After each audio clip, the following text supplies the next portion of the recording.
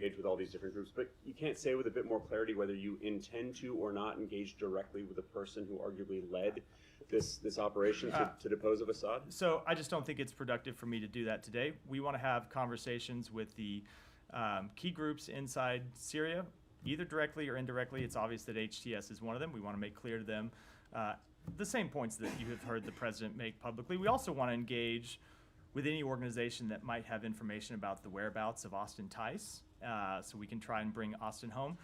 But I'm just not going to get into the details of those conversations publicly. I wanted to follow up on Tice. Why wouldn't Carstens go to Beirut now that the border's wide open, people are flowing in? It would seem that he could go right to the source and engage with people Syria, who are... you mean? Sorry, what did I say? I think you meant Syria, Beirut.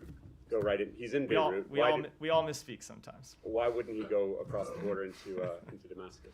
I'm not going to talk about what travels Roger may or may not make in the coming days. He's in Beirut today. He's working to get Austin Tice out, and I'll leave it at that for today. Has there been, he went in 2020 and he met with the Syrians, and from what we understand, there was no proof of life offered. Can you say whether or not there has been any kind of proof of life since that 2012 video that was believed to have been manufactured? So I think where I'll leave it, where it's appropriate for me to leave it, and I should back up and say that this is a matter that we discussed directly with Austin's family. Secretary talked to Austin's family on Friday. We believe, we assess that he is alive, and we are working to try and get him home. And I think the details that lead us to that conclusion, I think I ought to not speak to publicly. And just last thing, they did say on Friday that they have a new source. They have new information that he's alive and being treated well. Is there anything new as far as you understand it? I'm just going to leave it with my previous answer, which is we have reason to believe that he is alive. We are working to bring him home. And when it comes to the details that lead us to believe that, we ought to keep those discussions private with his family, not air them publicly here, I think. Thank you, Matt.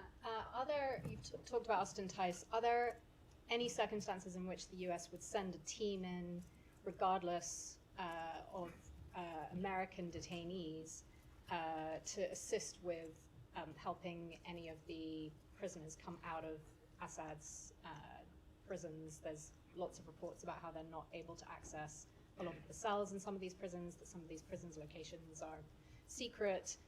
Is there a scenario where the U.S. could help with that at all? I just don't want to get into hypotheticals. Obviously, we want to see those who have been unjustly detained, not just Austin Tice, but Syrians who have been unjustly detained for their political views.